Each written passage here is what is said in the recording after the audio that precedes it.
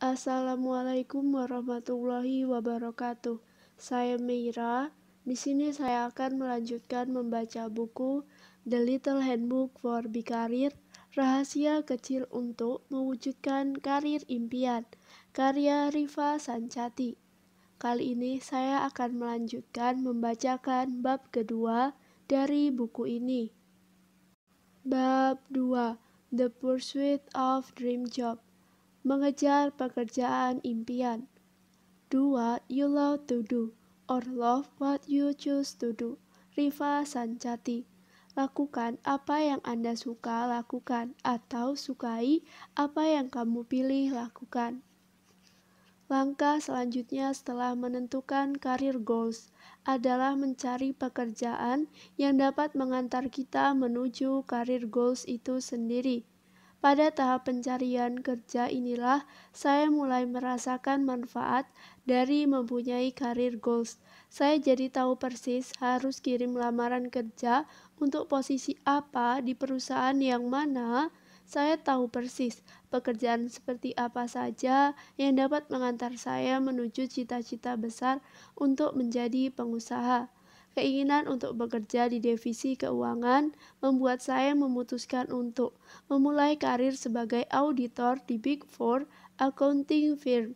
Konon katanya dengan mempunyai pengalaman kerja di sana, seseorang akan lebih mudah mendapatkan pekerjaan dengan posisi yang strategis di divisi keuangan perusahaan besar pada umumnya. Kaitannya dengan cita-cita saya untuk menjadi pengusaha. Saya meyakini pengalaman kerja di divisi keuangan akan memberi saya akses untuk memahami bisnis perusahaan secara keseluruhan, mengingat semua kegiatan perusahaan sudah pasti akan melibatkan uang. Contohnya, saya dapat mempelajari bagaimana caranya divisi penjualan menghasilkan uang dan bagaimana caranya divisi operasional menghemat uang dalam kegiatan bisnis sehari-hari, bermula dari analisa keuangan, berakhir dengan memahami bisnis perusahaan secara keseluruhan. Perjalanan karir saya berjalan kurang lebih sesuai rencana. Saya mengawali karir sebagai auditor di Ernst & Young, EY, lanjut pindah kerja ke divisi keuangan perusahaan retail yang kemudian mempertemukan saya dengan passion baru di bidang e-commerce. Kemudian setelah 9 tahun terjun di dunia kerja, akhirnya saya memberanikan diri untuk memulai e-commerce milik saya sendiri. Pada saat itulah sangat kuat terasa betapa setiap pekerjaan yang saya miliki sebelumnya berkontribusi besar pada e-commerce yang saya dirikan. Ibarat anak tangga, berpindah dari satu perusahaan ke perusahaan lainnya membawa saya naik selangkah lebih tinggi sehingga akhirnya saya tiba di puncak tangga. Bisnis saya ini memang belum ada apa-apanya, tapi setidaknya saat ini saya berada persis di mana saya ingin berada setelah berkarir selama 9 tahun. Mempunyai rencana karir yang matang sejak awal dapat membantu kita menghemat waktu. Kita tidak perlu lagi menghabiskan banyak waktu hanya untuk mencoba berbagai jenis pekerjaan sampai akhirnya menemukan the one. Meski demikian, yang lebih penting dari memiliki rencana karir adalah kemampuan untuk mendapatkan pekerjaan sesuai rencana karir itu sendiri. Banyak orang menjalankan pekerjaan yang tidak mereka sukai bukan karena tidak punya rencana karir, melainkan murni karena tidak punya pilihan lain. Langkah pertama untuk mendapatkan pekerjaan impian adalah dengan mempersiapkan diri Anda sebelum mengirimkan lamaran pekerjaan. Pelajari dulu keterampilan yang Anda harus kuasai untuk mendapat pekerjaan itu. Akan lebih baik lagi jika Anda bisa mendapatkan informasi mengenai profil karyawan yang biasanya diterima bekerja di perusahaan terkait. Persiapkan diri Anda untuk menjadi kandidat dengan kualifikasi yang sesuai dengan persyaratan yang diberikan perusahaan. Sudah sama antara persyaratan dengan kualifikasi saja belum tentu diterima, apalagi jika masih ada perbedaan signifikan. Jadi, daripada buang-buang waktu untuk coba Untuk coba-coba, lebih baik gunakan waktu Anda untuk melengkapi persyaratan yang diminta. Jika butuh sertifikasi tertentu, misalnya, ambillah sertifikasi itu secepatnya. Langkah selanjutnya, tonjolkan kecocokan antara kualifikasi Anda dengan persyaratan yang bersangkutan melalui CV yang Anda kirimkan. Buat eksekutif summary yang di halaman pertama CV yang mengedepankan kecocokan tersebut. Jika lanjut sampai tahap interview, jangan lupa untuk kembali menjual betapa kualifikasi Anda sudah sesuai dengan persyaratan yang mereka berikan. Lalu bagaimana jika semua itu sudah Anda lakukan tetapi Anda masih saja gagal mendapatkan pekerjaan impian? Penolakan yang terus-menerus itu merupakan pertanda yang sangat jelas bahwa masih ada sesuatu yang belum tepat. Menurut saya, rekrutmen itu ibarat teori corong air dalam ilmu pemasaran, lebih dikenal dengan istilah marketing funnel. Dalam proses penjualan sebuah produk, jumlah konsumen yang akhirnya membayar barang yang kita jual akan jauh lebih sedikit dibandingkan dengan jumlah konsumen yang pernah menaruh minat atas produk tersebut. Persis seperti corong air yang volume airnya besar di atas, namun terus berkurang begitu sampai ke bawah. Contohnya bisa jadi di awal ada 1.000 konsumen yang menanyakan produk Anda ke SPG, tetapi kemudian hanya 50 konsumen yang membawa produk itu ke meja kasir. Terdapat gambar pertama, saya akan meletakkannya di description box. Saat menganalisis strategi pemasaran suatu produk, kita harus mencari tahu pada tahap yang mana produk itu mulai kehilangan kesempatan untuk terjual, agar kita dapat memperbaiki persis di tahap yang bermasalah. Jika sejak awal jumlah konsumen yang tertarik untuk bertanya pada SPG saja sudah sedikit, artinya produk kita masih bermasalah dalam urusan brand awareness. Masih sedikit konsumen yang mengenal produk kita itu. Dalam keadaan seperti ini, terdapat kemungkinan iklan yang kita pasang untuk memasarkan produk masih kurang atraktif, sehingga upaya perbaikan harus dimulai dari materi iklan itu sendiri. Lain halnya jika penurunan minat konsumen secara drastis terjadi setelah percakapan mereka dengan SPG. Iklan sudah efektif menarik minat konsumen, tetapi kemudian tenaga penjual produk tidak mampu mempertahankan minat konsumen terhadap produk tersebut. Dalam kasus seperti ini, salah satu upaya perbaikan yang bisa dilakukan adalah memberikan pelatihan untuk SPG tentang cara meyakinkan konsumen atau bisa juga dengan membekali pengetahuan produk yang lebih mendalam kepada SPG yang bersangkutan. Dalam proses rekrutmen, jumlah kandidat yang mengirimkan lamaran pekerjaan selalu jauh lebih banyak daripada jumlah karyawan yang akhirnya diterima. Dengan memahami teori corong air ini, Anda akan segera terbantu untuk mendapatkan pekerjaan impian. Jika Anda terus gagal mendapatkannya, cobalah ingat kembali. Biasanya Anda gagal pada tahap yang mana? Jika Anda sering gagal pada tahap seleksi CV, kemungkinan besar CV Anda kurang atraktif. Dengan mengirim CV yang sama secara terus-menerus, itu sama saja seperti mengharapkan datangnya keajaiban. Perbaikilah CV Anda untuk memperbesar peluang mendapat panggilan interview. Namun jika Anda sudah lolos seleksi CV tetapi selalu gagal di tahap interview, ini berarti masih ada yang salah dengan cara Anda menjalani proses interview. Perbaiki sesuai letak permasalahannya agar Anda dapat menjadi kandidat yang terus terpilih hingga tahap akhir. Gagal pada tahap CV screening. Sudah kirim banyak CV, tapi hanya sedikit yang berujung pada panggilan interview. Ada beberapa kemungkinan. Kemungkinan yang pertama sudah saya sebutkan sebelumnya.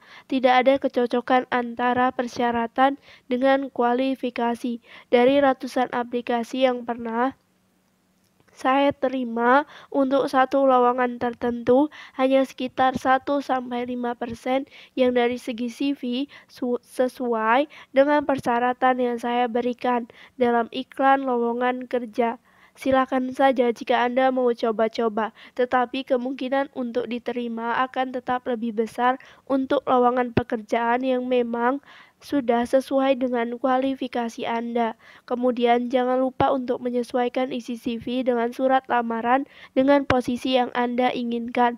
Jangan mengirimkan satu CV dan surat lamaran yang sama persis untuk lowongan pekerjaan yang berbeda-beda. Contohnya, saat Anda melamar untuk posisi Project Manager, tulislah pengalaman Anda dalam mengelola proyek di paragraf pertama dalam Executive Summary. Ganti lagi isi Executive Summary tersebut jika kemudian Anda melamar untuk posisi Business Analytic. Misalnya hal ini adalah salah satu cara terbaik untuk menunjukkan kepada recruiter kecocokan antara kualifikasi kita dengan kriteria yang mereka butuhkan. Kemungkinan kedua yang dapat membuat Anda sering gagal di tahap seleksi CV adalah jika recruiter atau user masih menemukan kesalahan sepele di dalam CV Anda itu, mulai dari masih banyak tipe, salah ketik, sampai isi kalimat yang sangat sulit dipahami. Saya pribadi akan mencoret kandidat dengan CV yang penuh dengan kesalahan sepele, bukan karena saya mencari kesempurnaan, melainkan karena saya mencari keseriusan. Anda hanya harus membuat CV sekali seumur hidup dan memperbaruinya beberapa kali dalam 1 tahun. Jika Anda serius dan bersungguh-sungguh membuat CV yang tidak mengandung kesalahan, sebetulnya sama sekali tidak sulit. Jika CV yang Anda sentuh hanya beberapa kali dalam seumur hidup itu bisa mengandung banyak kesalahan, apa jaminannya kalau Anda dapat membuat laporan pekerjaan yang sifatnya lebih rutin tanpa membuat banyak kesalahan di dalamnya?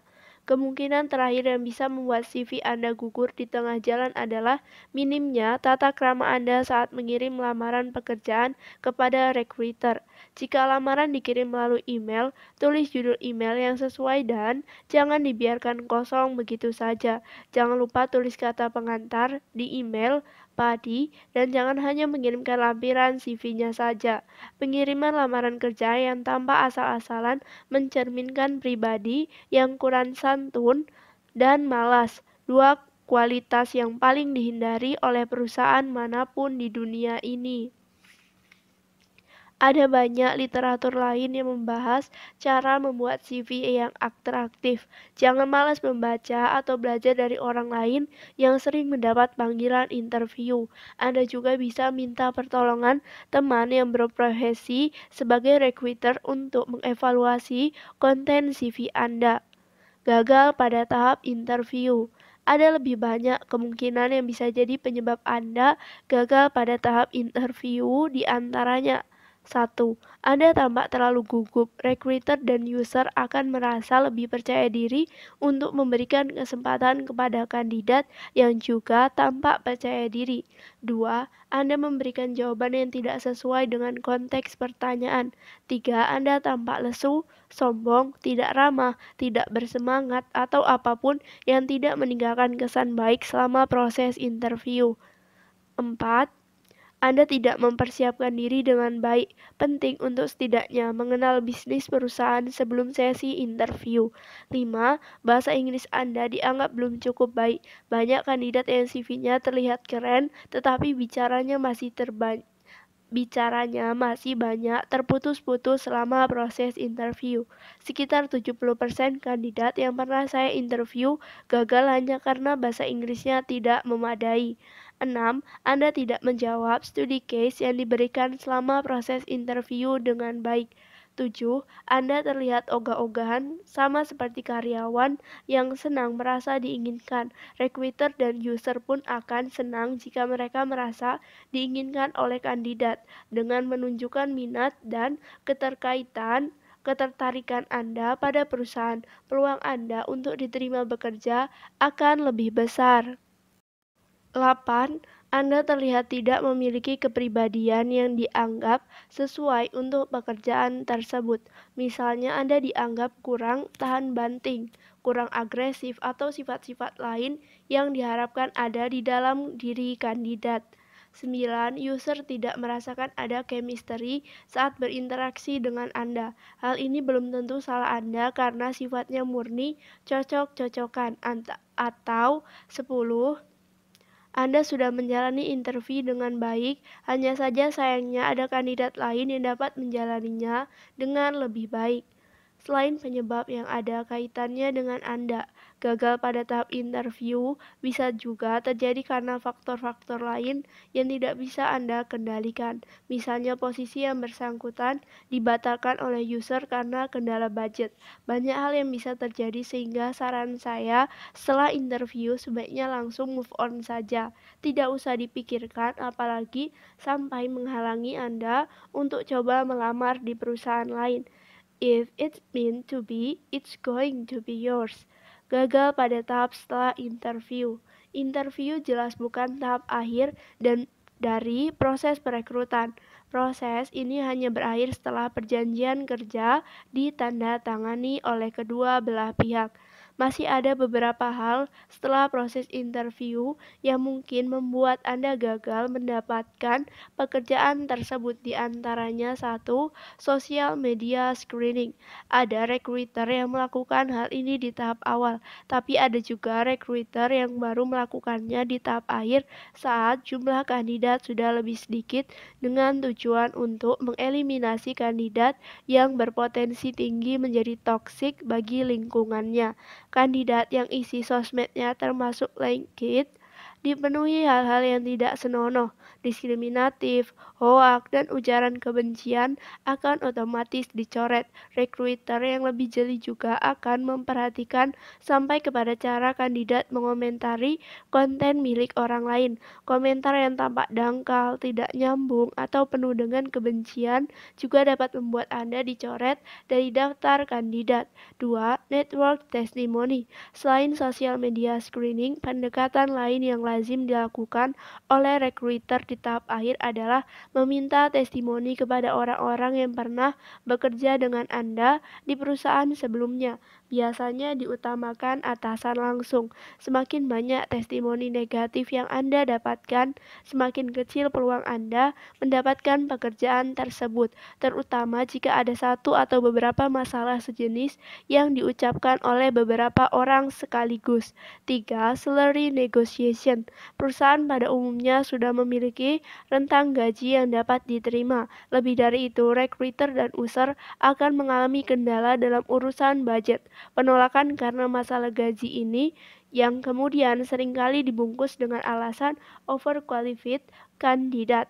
Bicara soal negosiasi gaji, saya tipe orang yang percaya bahwa definisi pekerjaan yang lebih baik tidak selalu soal gaji yang lebih besar. Saya pernah menerima pekerjaan baru yang gajinya lebih kecil hanya karena saya melihat perusahaan itu dapat memberi saya banyak kesempatan untuk mempelajari ilmu baru yang lebih relevan dengan cita-cita saya sebagai pengusaha. Perusahaan yang masih berkembang pesat membuat saya yakin bahwa peluang promosi akan selalu ada sehingga cepat atau lambat gaji saya tidak hanya akan kembali seperti semula, tetapi juga bisa lebih besar. Saya bekerja di perusahaan itu tidak sampai 4 tahun, tetapi saya bisa mendapatkan 2 kali promosi ditambah 2 kali kenaikan gaji di luar promosi.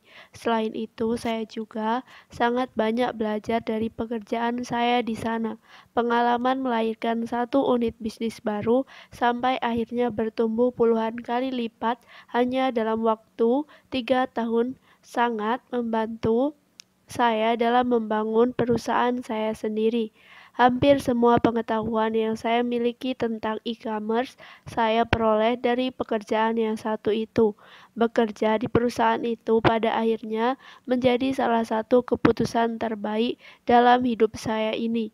Jangan menolak suatu kesempatan berkarir hanya karena nominal gaji yang sifatnya temporer.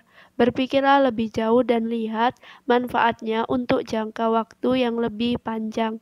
Karir adalah investasi jangka panjang.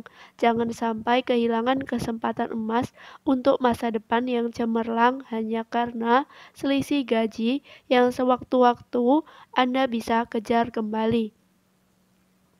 Mendapat pekerjaan melalui orang dalam. Kenapa tidak?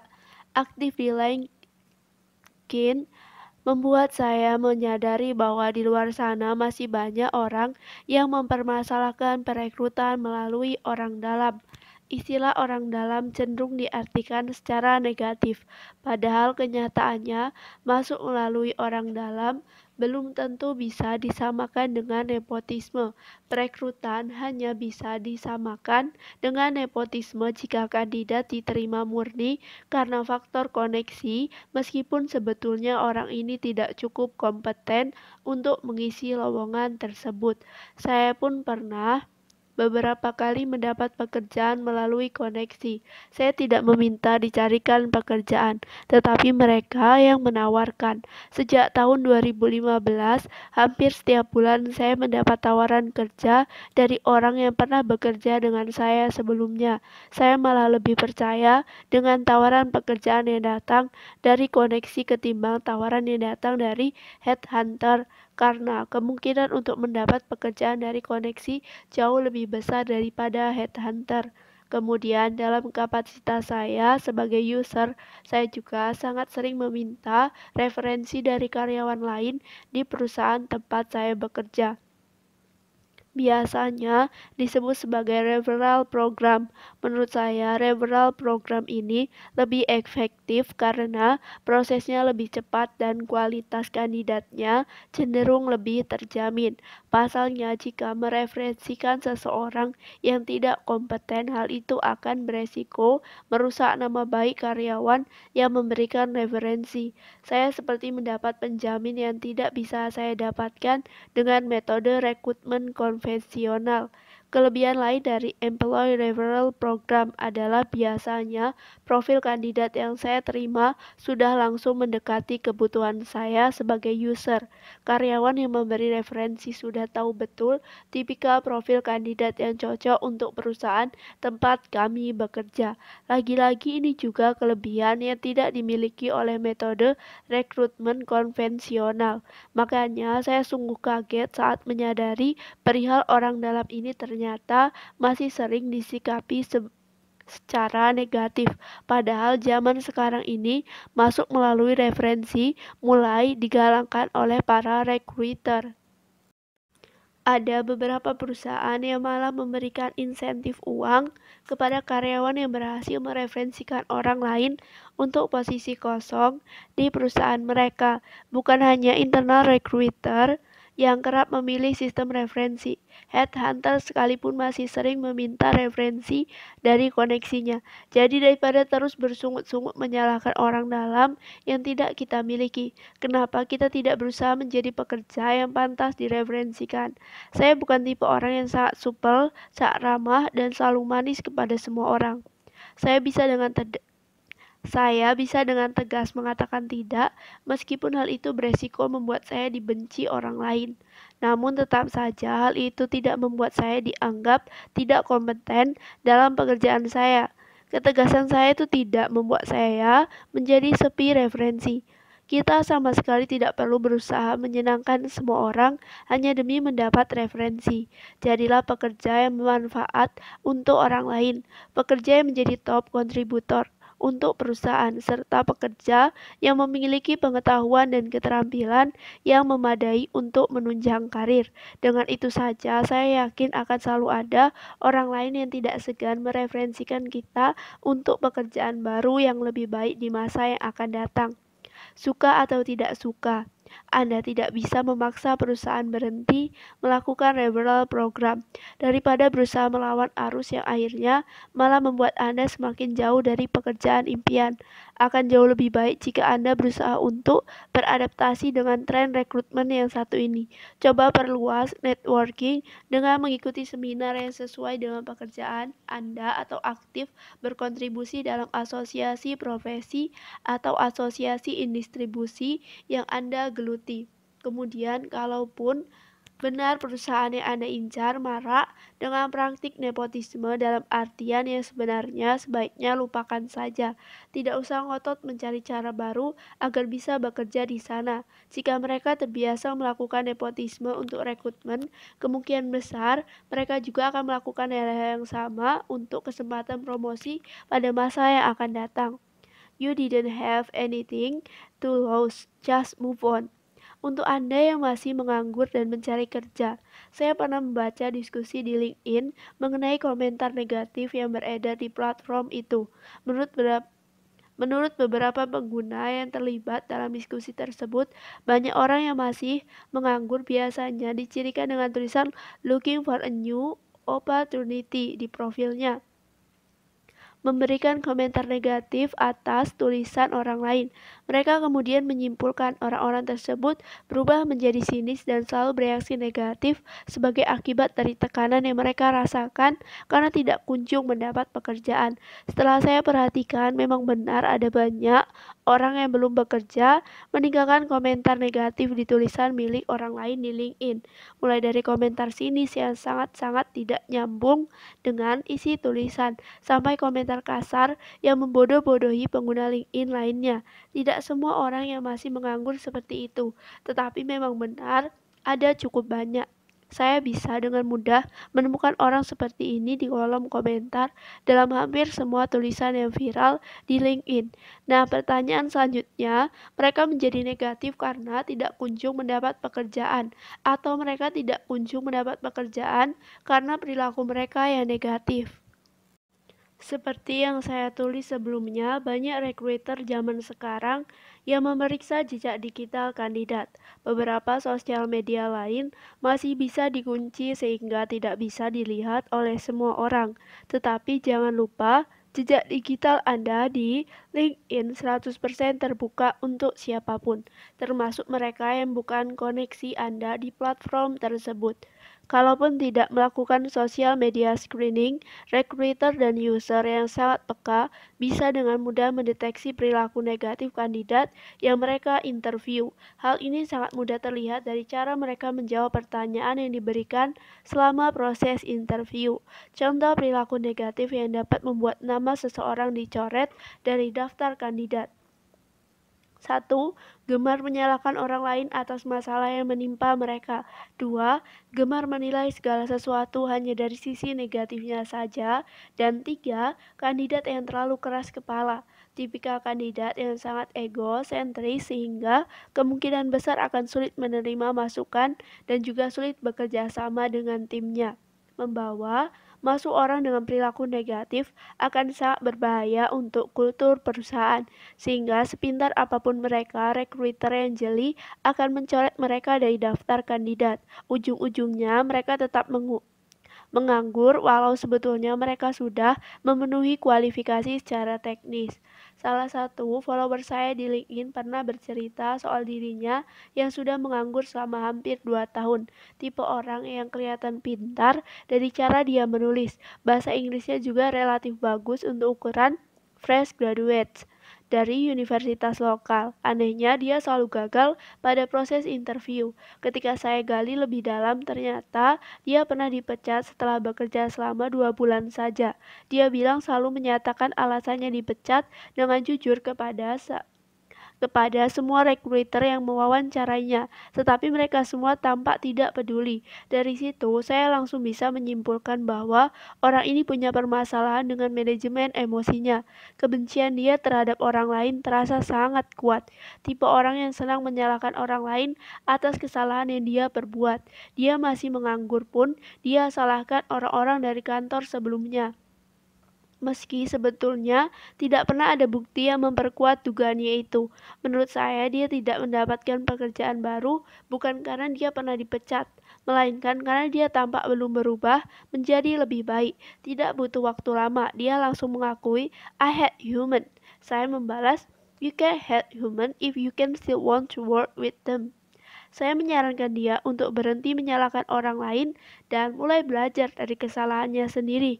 Jika suatu saat mendapat panggilan interview lain, dia tidak perlu berbohong soal pernah dipecat, tetapi dia bisa coba menyampaikan bahwa dia telah banyak belajar dari pemecatan itu dan akan berkomitmen untuk menjadi lebih baik.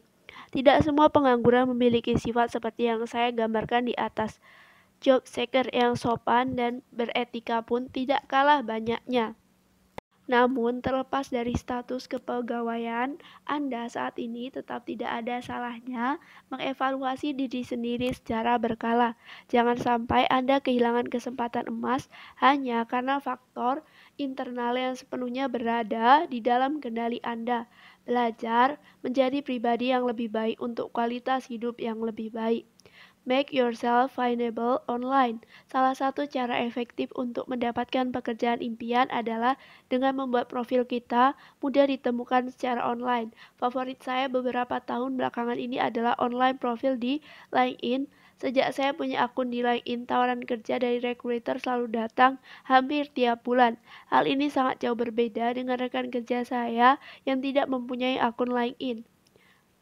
Profil saya dan dia punya banyak kemiripan. Kami juga sama-sama bekerja di Descensory Company, tetapi saya mendapatkan lebih banyak tawaran pekerjaan hanya karena memiliki online profil di LinkedIn. Meski demikian, punya akun di LinkedIn tidak akan ada artinya jika Anda tidak menata profil Anda dengan baik dan tidak menjaga jejak digital Anda tetap bersih. Berikut ini tips dari saya untuk memaksimalkan online profil Anda di LinkedIn. 1. Gunakan foto profil yang sesuai untuk platform ini.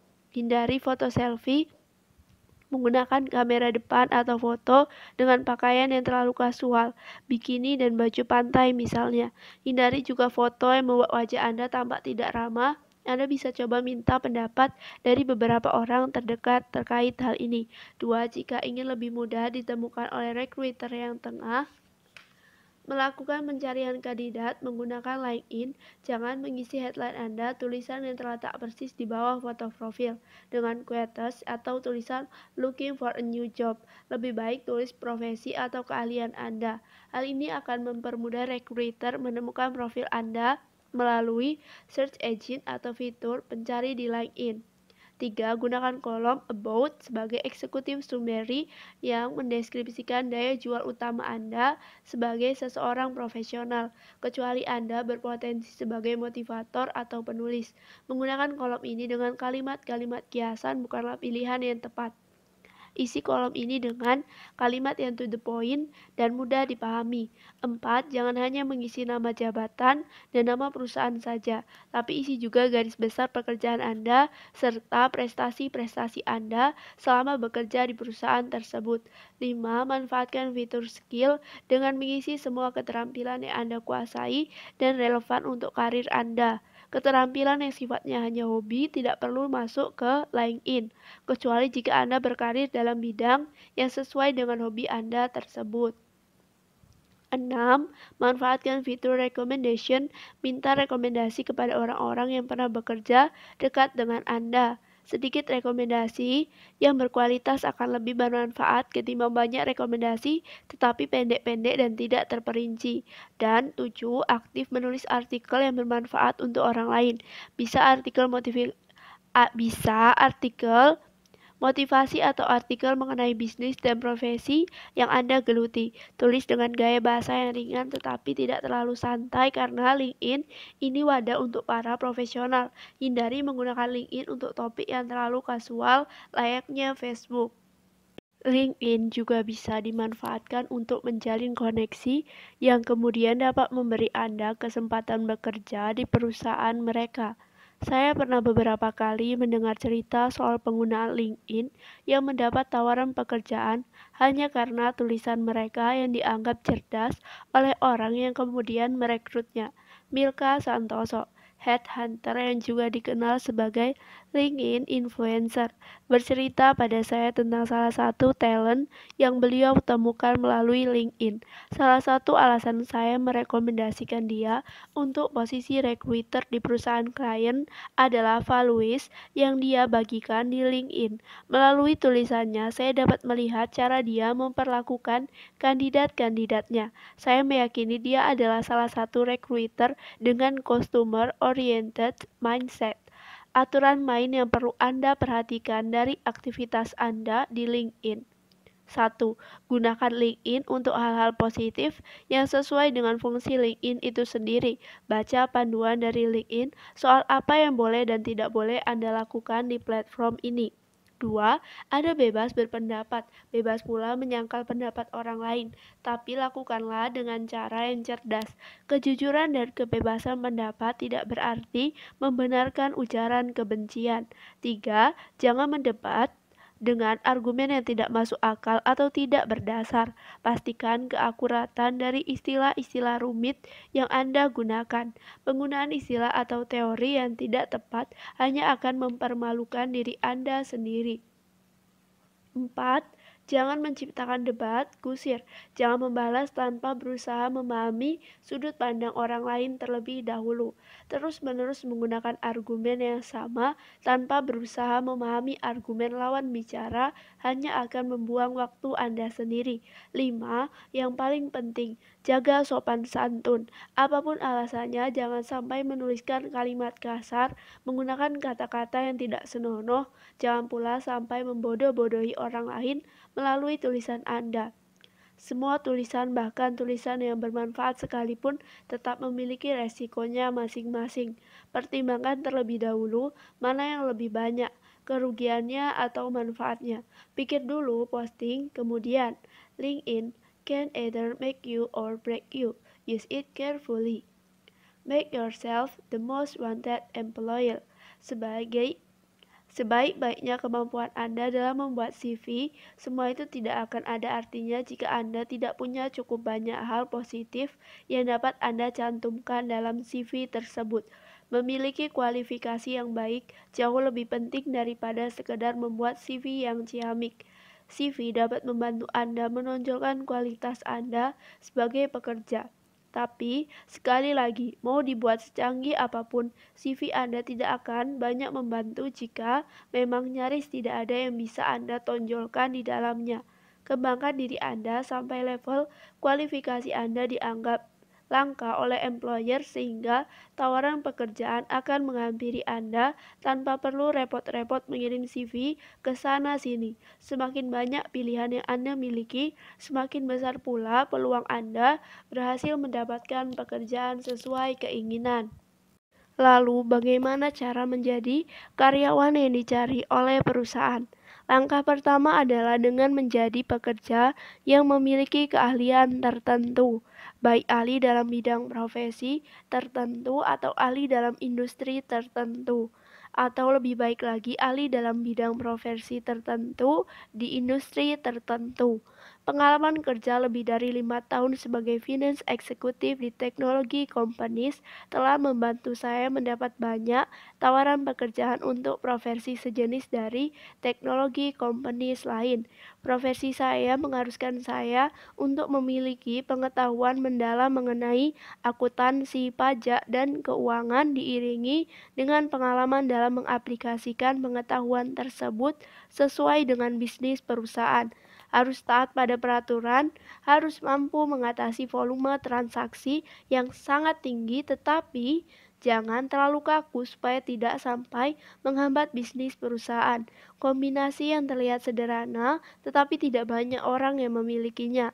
Alternatif lain untuk menjadi ahli dalam bidang profesi Anda adalah dengan menguasai keterampilan utama yang langka. Contohnya, mengambil ujian sertifikasi konsultan pajak untuk para ahli pajak, menguasai data science untuk para ahli data, atau menguasai bahasa pemrograman terbaru yang mulai banyak digunakan oleh teknologi companies untuk para sistem developer.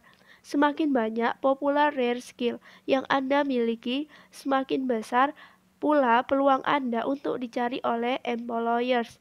Employers menganggap bahwa merekrut ahli dalam profesi dan industri tertentu sebagai solusi yang lebih efektif ketimbang merekrut seseorang yang masih harus banyak belajar.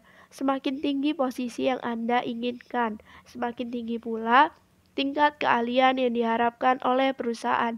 Jika perusahaan ingin menghabiskan banyak waktu untuk mengembangkan keahlian karyawannya dari nol, hal itu akan mereka lakukan untuk entry level yang nilai kompensasinya masih relatif rendah, bukan untuk posisi manajer ke atas yang nilai kompensasinya jauh lebih tinggi daripada fresh graduates. Langkah terakhir yang juga merupakan langkah paling penting untuk menjadi pekerja yang dicari oleh perusahaan adalah dengan menjadi remarkable employee atau karyawan yang meninggalkan kesan mendalam.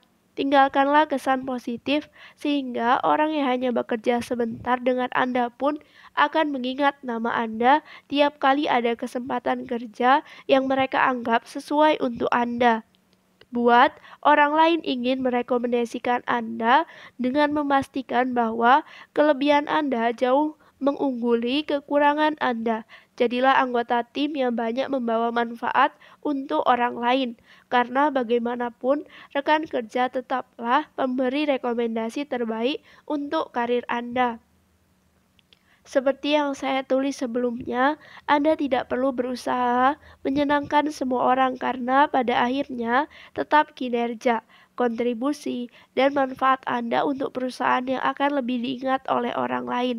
Anda tetap tidak akan bisa membuat semua orang bersedia memberikan Anda referensi, tetapi yang paling penting tetaplah berusaha maksimal untuk mencetak prestasi agar dapat membuka pintu kesempatan pada masa yang akan datang.